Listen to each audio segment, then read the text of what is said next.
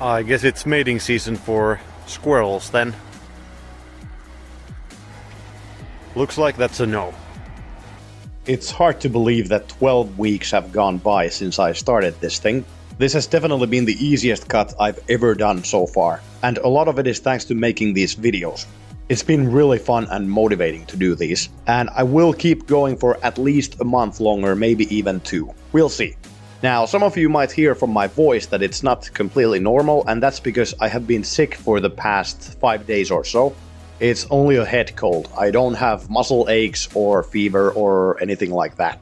I have felt a little bit off on some days, probably because of the symptoms in my throat and nose, but it hasn't really affected my workout performance. I've still gone to the gym. I skipped my GPP session this week, but I did all my other workouts and sort of implemented GPP to the end of every session by doing some arms and back.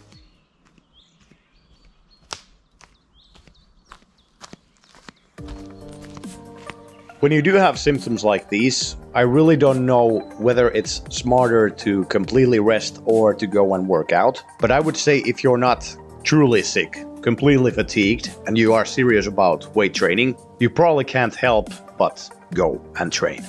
My mentality is that if I'm really truly sick, then I really don't want to go train, no matter how motivated I am. I remember being really sick like a few years ago, had a fever of almost 40 degrees Celsius and a really terrible sore throat. I wanted to do nothing with weights. I couldn't even walk without getting out of breath. I think that if you let small reasons like a throat that's a little bit sore or a runny nose to stop you from going to the gym, then you are more likely to let anything stop you from going to the gym. Being a little bit tired, being a little bit hungry, having a little bit of a headache, wanting to do something else instead with your time, and so on. So, if I'm unsure whether it's okay to go train or not, I usually go.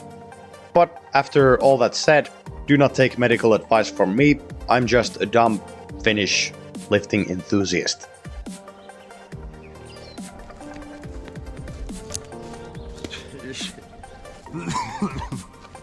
Side note, the spring is now at its absolute peak. I love how beautiful it is outside. Even though I've been a little bit sick, I've been trying to walk outside a lot and just be active in general.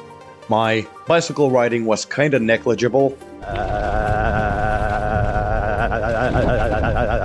Only about 30 kilometers and with a speed that's not so amazing.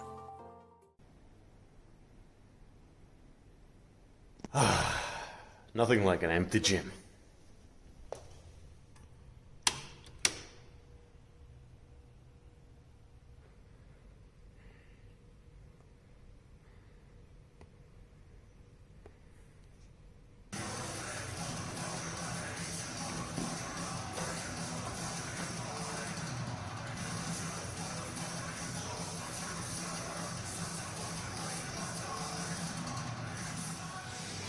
This is an unprecedented weight loss moment.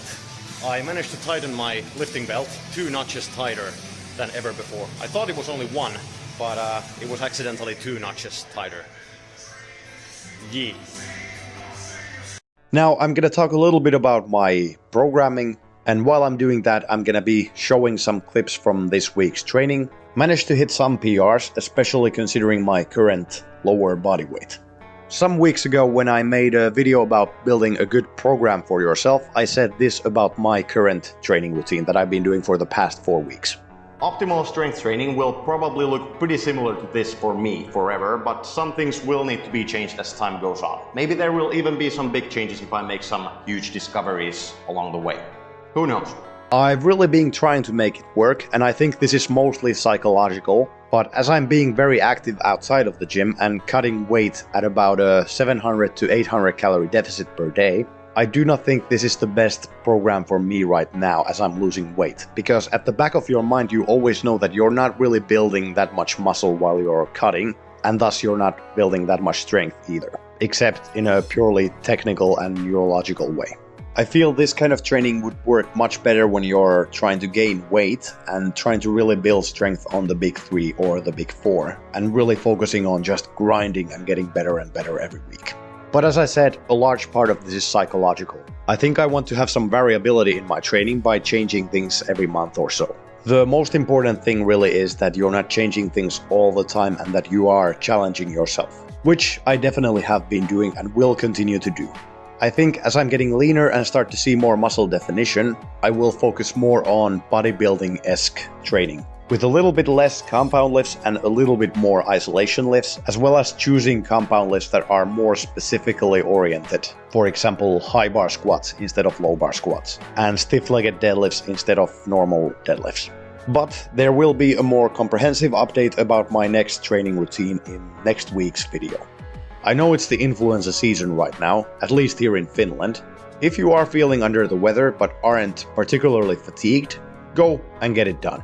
But if you are truly sick and tired, I really wish you fast and as painless as possible of a recovery. I know how hard it sucks to be sick, especially for us weight enthusiasts. Anyway, my throat seems to be getting more and more sore as I talk, so time to stop here. Thanks for watching this week's video, and I will see you again next week. Bye.